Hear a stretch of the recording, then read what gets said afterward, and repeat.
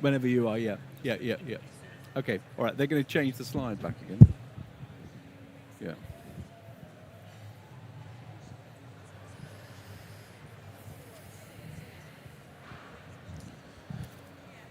Well, good morning, everyone.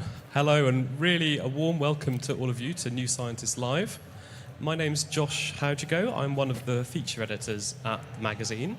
And it's really good to see you all. Sunday morning, hope you're feeling energized and ready for some great science. Now, it falls to me to introduce the first speaker on the future stage this morning. The only trouble is, it's a man who almost needs no introduction. He's become a household name. It's Sir Patrick Vallance, the Government Chief Scientific Advisor. And of course, many of us will be familiar with him for the role he played in guiding us through the COVID-19 pandemic on those daily press briefings that we had. He's here today, and he's going to be reflecting on some of that experience and talking about the future of science and innovation in the UK. Just before we welcome him to the stage, just a word about Q&A. So Sir Patrick's going to speak for about 30 minutes, and then we're going to have an opportunity to ask just a few questions. The way we're going to do that is we're going to do it via the online platform, which is called Hopin. So if you should all have had details about that. If you go to that platform, and if you have any questions for Sir Patrick, post them on there, and I will read out a few of them at the end. Just try and keep them short if you don't mind, and we'll do the Q&A that way. So get your questions online. And without further ado, would you join me in welcoming Sir Patrick Vallance to the stage? Thanks. Thank you very much. Well, good morning, everybody. What a fantastic place to be, and there's sort of clouds of smoke coming up from scientific experiments over there, and people obviously enjoying themselves at various exhibitions that I'm going to look at later on. I want to talk about science, technology, and engineering, and what it means for the UK. So I want to start with 3 observations about science, and in that I include technology and engineering, and government. So the first is that I think it's impossible to think of a single policy area that couldn't be impacted by science in some way or other. So if you think about the obvious ones, how we seek our healthcare, what our healthcare looks like, but also, of course, transport, and every aspect of transport has some angle of science, technology, or engineering. Where we live, how towns are designed, how green spaces are used to improve our lives. When you think about justice and how justice is administered, and the role of technology in ensuring justice or being abused so that justice can't be delivered. So you look at every single aspect of government, science, technology, engineering has a part to play. The second general, and that had 4 main objectives. And the reason for talking to you about this is objective number 1 was sustaining strategic advantage through science and technology. So this is firmly on the radar of international policy, defense and security. And it should be, because if you look at what other countries are doing, whether that's a very large country like China, whether it's America, whether it's Israel, Singapore, many European states, they are putting science and technology at the very heart of national security and resilience. I'm going to come back to resilience a bit later on. The third general reason for thinking about science and technology in government is the economy. And you may have noticed that the current government seems to have quite a focus on growth. And if you want growth, then you have to have science, engineering, and technology.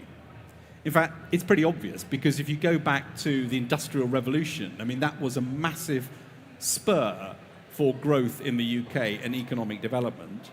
And if you look around the world today, 8 out of the top 10 companies, the biggest, fastest growing companies, are science and technology companies. If you look at the NASDAQ index, so that's a share index in the US, which is full of science and technology companies, it's grown much faster than the London Stock Exchange has. And if you look at the relationship between government R&D spend and indeed overall national R&D spend and productivity, you see a positive relationship. So science and technology is essential if you want growth that is above average growth. So you put those three things together. It impacts every single policy. It could make a difference in policy. It's important for defence, security, our safety and resilience, and it's important for the economy. So it's clearly a matter for government, and it's a matter for us as citizens. And I think you'd conclude from that government needs to be good at science and technology. So the obvious question is it any good at it? And I want to just go back a bit. I've been in this role for 4.5 years, and before I took up my role, I thought I'd better find out a bit about what other people thought about science and technology inside government. And I spoke to Gus O'Donnell, who was a previous cabinet secretary, so head of the civil service. And Gus O'Donnell said to me, his experience was that science was good in parts in government. It would occasionally make a difference, and it could be very important in some specific circumstances, but it isn't embedded in science, in government. He said, if you compare where science is to where economics is in government, it's inconceivable that any government department would not have a large economics sector. It's inconceivable that economists would not be involved in discussions around policy development and implementation. And so what he said to me was, you should try and make science, technology, engineering as embedded in government as economics is. And his final point was that if you go back sort of 50 or 60 years, economics wasn't embedded in government. That was a relatively new thing. It had to happen. So on taking up this post, we looked right the way across government and did something called the Science Capability Review. And we found a number of things. The first was that the funding for science inside government, apart from in some select departments like health and in the Ministry of Defence, science spending had decreased over the past decade, year on year. The chief scientific advisors in individual departments, some of them were in post, some were not. And some of them didn't have any structure around them and were not embedded in the department in a realistic way. I looked at the fast stream, and the fast stream is the way in which many young people join the civil service. It's a rotation, it's a graduate scheme for people to come in, get experience and advance quickly through the civil service. And I asked a simple question, which is, what proportion of the fast stream has a STEM degree? And the answer came back after a little while, 10%. Now, I don't know what the right answer is, and it's certainly the case that government needs people with arts, humanities, social sciences, all sorts of different areas, but it can't be right that 10% of the premier graduate intake scheme have STEM degrees. Another thing that we looked at was what percentage spend on research and development was taking place in departments.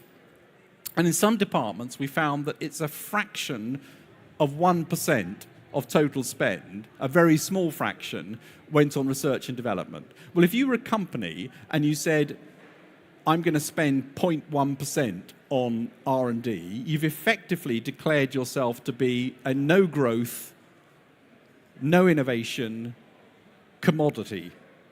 That can't possibly be what government is supposed to be. Innovation has got to be important. And the final general point was the public sector research establishments, which are essentially national labs based around the country. Some of them are absolutely outstanding, but there's an opportunity to get them into a better place in terms of government use. So there are a number of things there that were picked up, and things have improved, and I'll give you some examples. So the government reform agenda, which was published by the Civil Service a couple of years ago, actually had in it this following statement: we will champion innovation and harness science, engineering and technology to improve policy and services. That is a big step forward for the government. And civil service reform, which is going on at the moment, which is primarily a headcount reduction, has a simple question to ask itself. Does the civil service want to be a smaller version of itself in the future, or does it want to be a differently enabled version of itself with more science and technology? And it's very clear the latter is the aim and needs to be the aim. And I'm also pleased to say that funding has gone up for science in government, and that the FAST stream now has a target of reaching 50% of graduates with a STEM degree, which will be incredibly important. So there are things moving in the right direction. But, and this is quite a big but, the science that goes on inside government, of course, is not the only part of the system. Indeed, you could argue it's a small part of the system. What about the other bits, and what's happening to them, and what needs to happen to them? Well, the first of those other areas is, of course, our foundational science base, the sort of scientists that we see here and talking in the various talks that have been given around the exhibition. Worth remembering, 3 or 4 out of the top 10 universities in the world are based in the UK, and if you look at the top 100, we've got many more. A few years ago, it was noted that we have 1% of the world's population, but 7% of the scientific publications come from the UK. And if you look only at the highest impact, highest ranking publications, 14% come from the UK. So we're good at it.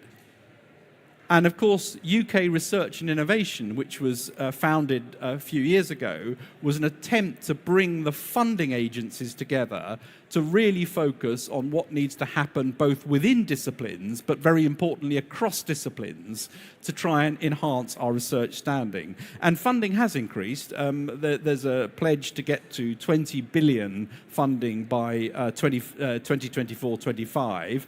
And UKRI is beginning to do what needs to happen in terms of bringing together research funders. So my assessment on this one would be, well, that's good. We've got a very good foundation, but we better be very careful not to lose it.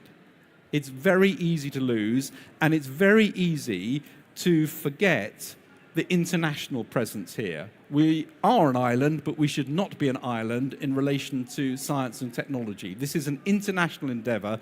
It requires very strong international links. The other thing it requires, and I'm going to go back, I'm afraid, to the beginning of the 20th century, so second decade of the 20th century, something called the Haldane Principle came into play. And that was a statement by Haldane about how government should think about science. And his point was that there's a lot of science which government simply needs to let happen without interfering with it. And he said decisions about which research projects to fund should be made through independent evaluation by experts based on the quality and likely impact of their research. He also said there needs to be a difference between what he called specific research, i.e. things that a department wants to know the answer to in order to enhance its ability to deliver its departmental functions, and general research, which is the body of knowledge and exploration and creativity that comes from scientists not constrained by answering a specific question set by somebody else. That concept of the Haldane Principle has stood true for over 100 years, and is important. And indeed, it's been evolved. So in the 1970s, Solly Zuckerman, who was the government chief scientific advisor, made a point about applied and basic research. In other words, the Haldane Principle applies more to basic research, perhaps, than it does to applied research. But the point is, it remains an important principle. And the other development, which I think is one that we should all be excited about and keep an eye on, is the new organization ARIA, which is the Advanced Research and Innovation Agency, headed by somebody recruited from overseas, Ilan Gur, which is about trying to undertake research in really difficult areas but to do it in a way which is much more like a defined project with multiple disciplines coming together, delivering a practical answer. So ARIA, I think, is going to be an interesting and important part of the landscape. So I've said government, I've said foundational science-based. The third is companies. Most of the spend on research and development is done by companies, not by government. About 2/3 of the total spend, both in the UK and elsewhere, is company spend. And of course, that can be a major driver for growth. And we've got several large research-intensive companies in the UK, particularly in some sectors, so in aerospace, in pharmaceuticals in particular. But nowadays, a lot of innovation and a lot of the creativity is actually occurring in small companies. It's quite different from 2 or 3 decades ago, where big companies did their own internal research and development, and that was pretty much the only source of their research and development. Nowadays, much of it is coming from startups, from small companies, and of course, academia feeding through into that. And we're good at it. We're much better at it than we were. We've got lots of startup companies in the UK now. Many universities have got spin-outs and startups. And we're third in the world now for unicorns, that is, companies that have started up and have now got a valuation of greater than $1 billion. We've had a 10-fold increase in venture capital investment in these sorts of small companies in the decade from 2010 to 2020. But, and this is quite an important but, size for size, we are about 3.5 times less enabled by venture capital than in the US, and we are 9 times less good at funding companies when they get to the stage of being about £100 million. So there's a very important problem of scale up. We're good at starting companies, we've got loads of companies, they might be a little bit undercapitalized, but then when we talk about scale up, we are failing to support them despite the fact we've got one of the world's premier finance centers in the UK. So this all matters because innovation has to come through into products. It has to be something that benefits society, people, individuals, citizens. And we need to get that scale up of those high-tech science and technology companies. So what I've said is that great fundamental science in the UK we have. We need to look after it, protect it, fund it properly, and make sure we keep an eye on the international aspects of that. I've said we're good at setting up companies, but need to scale them. And that government itself is becoming more enabled in science and technology. But the key thing is not what each one in independence does, it's how do these things interconnect and how does it become a system that we can actually use to the advantage of all of our citizens. And I want to illustrate this with 2 examples, both of which relate to resilience, but as I'll say, they have other impacts as well. And the first of those is, of course, COVID. So in January 2020, an unknown virus emerged in China. We knew nothing about what it was. We knew nothing about its potential devastating effects that we've all seen over the last few years. What was clear, though, in January 2020 was that it would be important to get science and technology focused on this problem. And during January, we triggered a number of funding mechanisms and other mechanisms to try to get things started. We were able to pull on advice from experts ranging from public health through to behavioral science. We were able to call on mathematical modelers from multiple universities. We looked at the likelihood of the virus evolving and mutating and said it's going to be important to get genomic sequencing, to be able to sequence the virus itself so we could see how it was changing. And a group of academics came together with one of our great research institutes, the Sanger Centre in Cambridge, a big genomic sequencing centre, to start up sequencing right the way across the UK a body that then became known as COG UK. We knew that clinical trials were going to be important. How was it going to be possible to know how to treat a patient if you didn't have trials? And we had a very good trials infrastructure in the UK with many people specialised in that. And I want to just give an aside on clinical trials. The UK, in setting up the recovery study, which was an aim to ensure that as many patients as possible who'd caught COVID were in a clinical trial trying to work out whether something worked or didn't work, with enough people in the trials to get reliable answers, was the first study anywhere to work out that steroids, dexamethasone, worked. It was also the first trial that showed that lots of other things didn't work, and it continued to be important right the way through the pandemic. Across the world, thousands of clinical trials were set up. Nearly all of them were too small and didn't give definitive answers.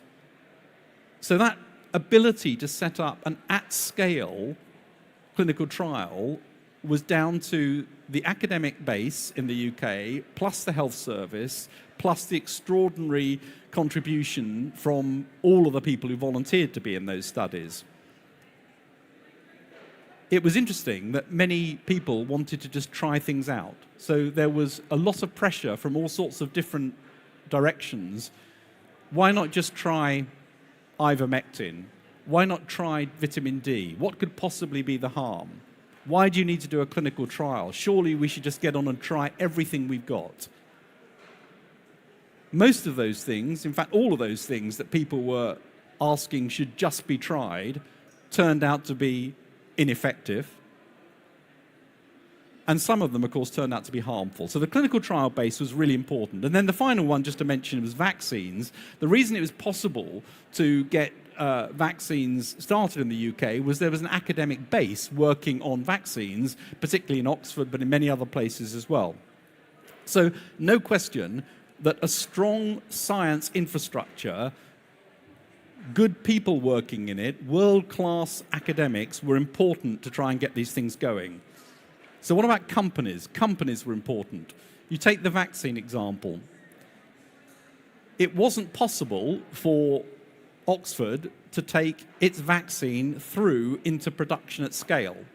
It wasn't possible for the UK to understand all of the things going on around the world in vaccines without industrial experts, people who had actually taken things through to products, people who understood scaling up a very difficult scientific and engineering problem. How do you turn something from a laboratory scale to thousands or millions of doses? People who knew the pitfalls, people who were able to bring industrial expertise to bear on this problem. And the fact that we were able to link Oxford and AstraZeneca in the country meant that quite quickly the whole thing could get going at an industrial scale. And importantly, and I think this is something that is worth recognising, AstraZeneca agreed to do all of that at cost. So they didn't make any money. Many other companies made lots of money, but they didn't. That was possible because we had the companies in the UK. So I don't think we would have had any of the vaccine success that we had if we hadn't had experts from industry involved in this, as well as academics and others. The same's true of treatments, the drug treatments, and the only reason the clinical trial infrastructure was so good was, again, because there were links through into industry. And it's worth just reflecting. We were good on the vaccine side. We were good on the therapeutic side. We were less good on the testing side. It took quite a long time to be able to ramp up testing. Why was that?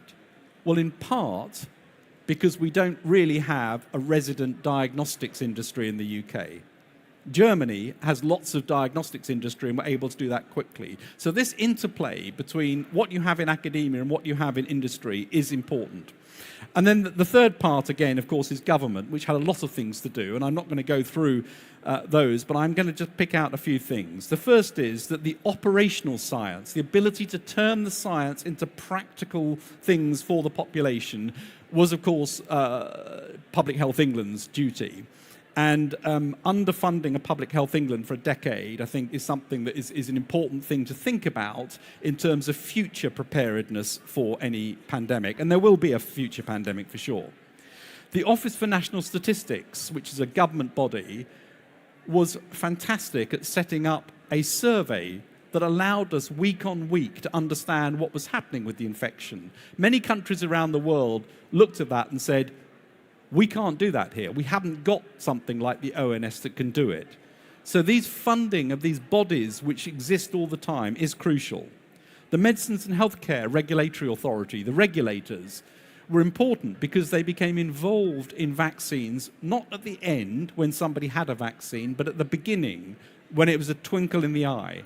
They behaved very differently from regulators normally, and they got involved from the beginning and became the regulator that was the first one in the world to approve a vaccine. That was because they had experts and they were involved from the beginning. And this notion that government has a part to play in this continues. Government must have a role to understand long COVID and what's happening now to many people around the country. And I want to give a rather sort of unexpected example of where science funded through government is going to have another difference. And it was an example I saw at the Natural History Museum last week. The Natural History Museum has a collection of all sorts of things, as you know, but it's got a collection of bats going back a long time. So people have found bats in various caves from around the world, and samples have been sent to the Natural History Museum, and they've been in a store in the Natural History Museum. And I was fortunate enough to be spoken to by a guy called Roberto, who is an absolute bat enthusiast, and he showed me all of this collection. And what Roberto has been doing with colleagues around the world is asking the question, with these collections in museums, could we take tiny tissue samples, and might you be able to detect coronavirus in those tissue samples, and might you therefore understand something about where coronavirus has been over the past couple of 100 years and how it's evolved? It's early days, but that's the sort of thing, the unexpected benefits of having a strong science system that might give insight for how this virus behaves in the future. So that example, the COVID example, is a resilience example, but it's also a growth example, because as a result of the way things were able to be done with vaccines, industry has started investing in the UK again. And of course, it's an integration example, with the primary example of that being the Vaccines Task Force, which was set up precisely in order to integrate research, development, manufacturing, procurement.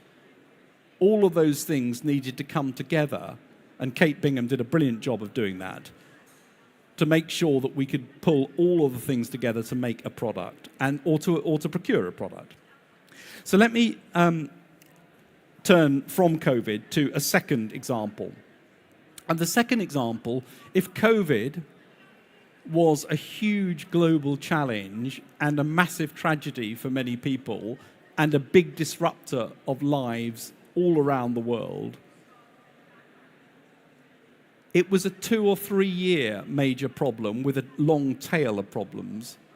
The problem I want to give as my second example is a multi-decade long-term problem for all of us, and that, of course, is climate.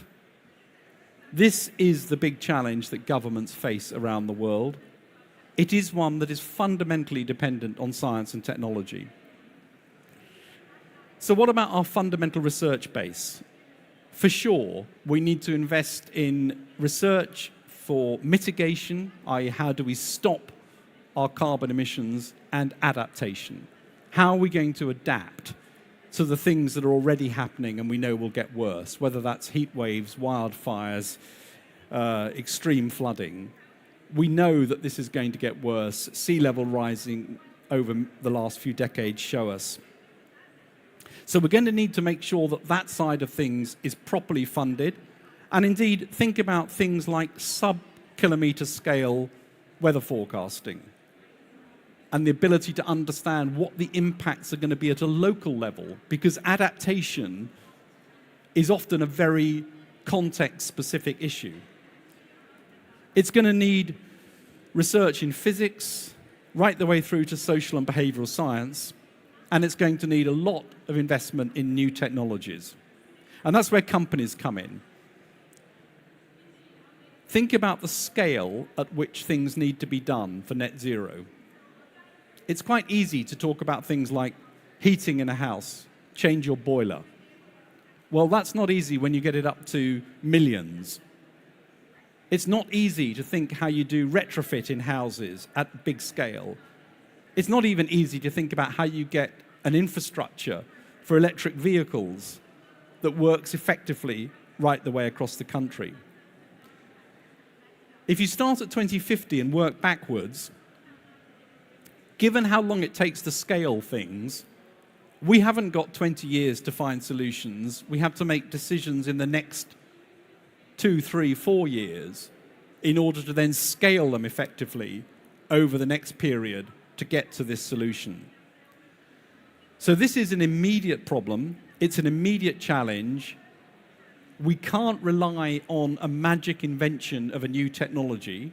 We should absolutely continue to invest and explore new technologies, including things like fusion as a source of energy.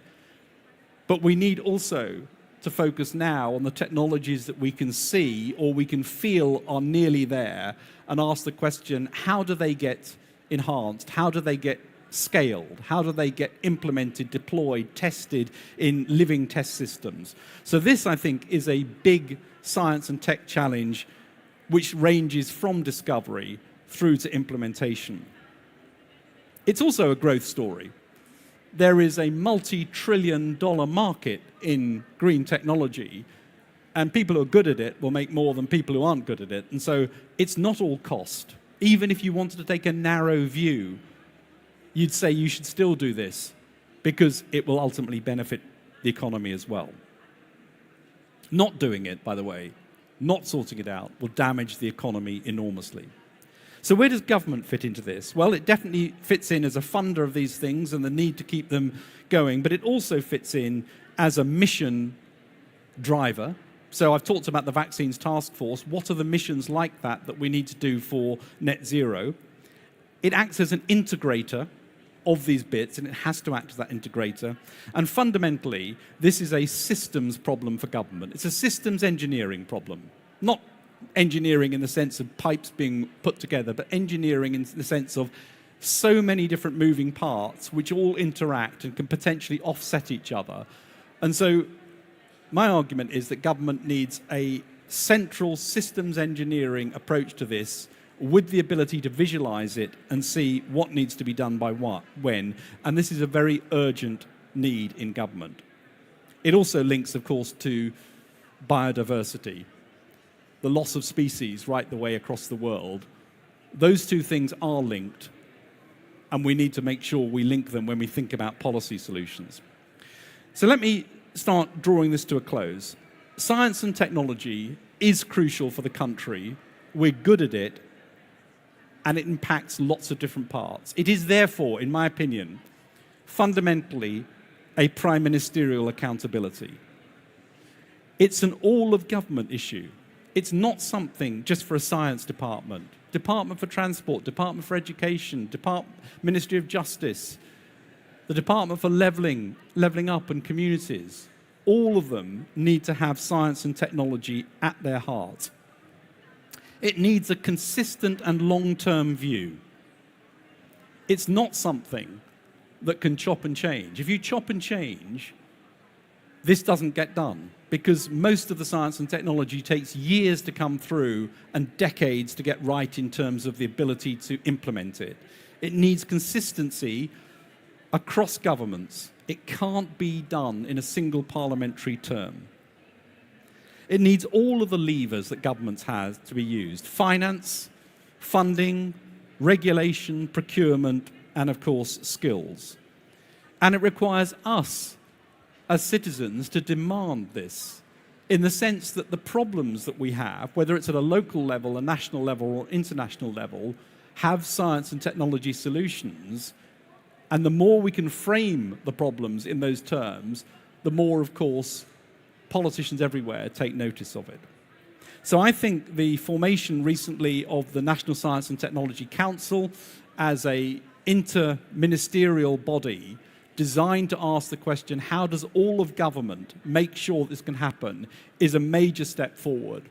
And I think what needs to be seen is that for any future government or Prime Minister, this ought to be on a par with the National Security Council.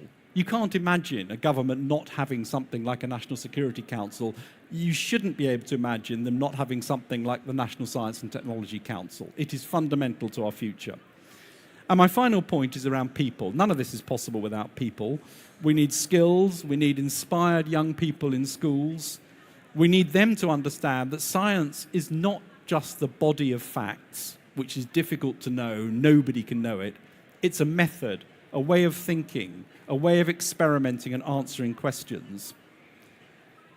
And in order to be successful, we need both to be international and we need diversity and inclusion. These are really difficult problems. You don't tackle difficult problems by monolithic cultures, by everybody looking the same, coming from the same background, having the same thought process. So diversity and inclusion, and we're not good at it in science, technology and engineering. 16% of graduates are female in the UK. That isn't good enough. We have to make sure that we make ourselves diverse, not just because of a social, moral, ethical reason, but because fundamentally it's how you can be much better at addressing the difficult problems that we have. I will stop there. Thank you very much for your attention.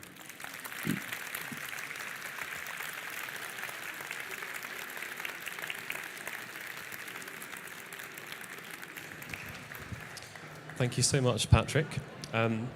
So we're going to just ask you a couple of questions, if that's still okay. Sorry.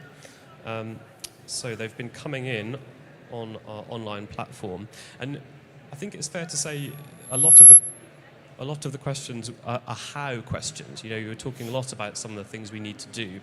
I'll read this first one out for you. So it says, science often means telling politicians that things aren't possible, or I guess that must be true sometimes. In recent years, this seems to have seen the perception of experts weakened in public eyes. How do we get the balance shifted back in the right direction so that scientists are revered or at least viewed as vectors of progress rather than naysayers? Nice easy one for you to start with. Well, I think, look, I don't think it's the job of a scientist actually to tell a politician what to do or not to do. I mean, there's a democratic system that elects people to make those decisions. But the job of science is to make sure that the information is adequate for people to make the decision and the consequences of those decisions with the uncertainty is understood. So, you know, for me, there are four things that science needs to do. One is ask the question, is the evidence base good enough? And if not, what are we going to do about it? Has that evidence base been adequately understood? That's important because it's not good enough to say, well, I wrote it in a paper, therefore you should know it. You've got to make sure it's understood. The third is, does the evidence allow somebody to look at policy options and operational options with the uncertainties? Where are the uncertainties? And the fourth is, and this is where science can play a really big part, how do we monitor against that? And that's obviously true for net zero, but many things. So I think if we take those four areas, that's what we need to keep doing. And key to that is understanding in politicians. I mean, you know, again, most politicians don't come from a scientific background. And so most of them think science is a yes or no subject, whereas we all know actually science advances by overturning previously held truths. And for a politician, if you say, actually, we've now got new evidence that tells us that's not right, it looks a bit more like this, that's bread and butter for us. Unfortunately, it's what's known as a U-turn in politics and often in the media. So I think that's quite an important thing that we need to really speak about very openly, about how science actually works and advances. Yeah, I mean, I think for those of us, the sort of people who read New Scientist, we sometimes like to think that, you know, if only politicians just followed the science a bit more, everything would be fine. Not as simple as that necessarily. just a couple more for you then. So at the end of the talk, you talked about diversity, and you said we're not good at it in this country. A question here which just says, how do we get more women involved in creating those innovative startups that you talked about? Yeah, I didn't say we're not good at it in this country. I specifically said we're not good at it in science, technology, and engineering, not as good as we should be. And I think, we're probably not as good at it in the country as we should be either. But my point was a narrower one.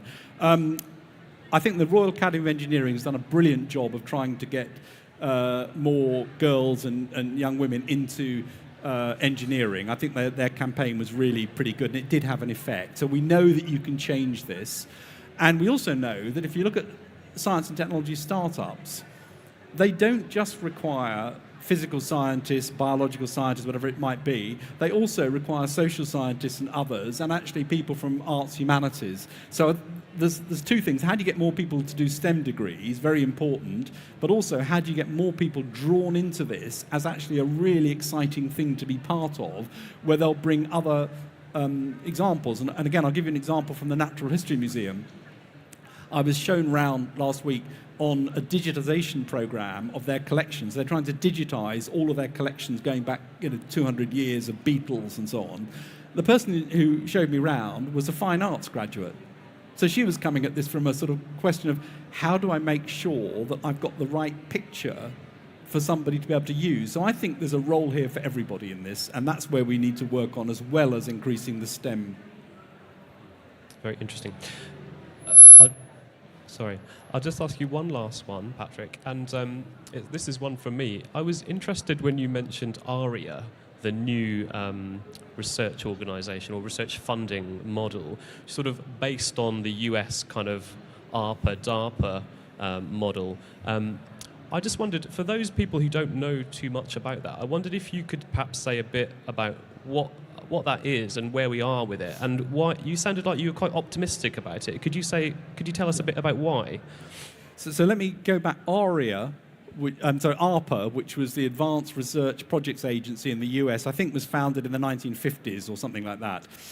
And its idea was to take really difficult questions and try and turn them into something positive. It then became DARPA, which was focused on defense. It then became, they've got several of them, intelligence, energy, health, and so on.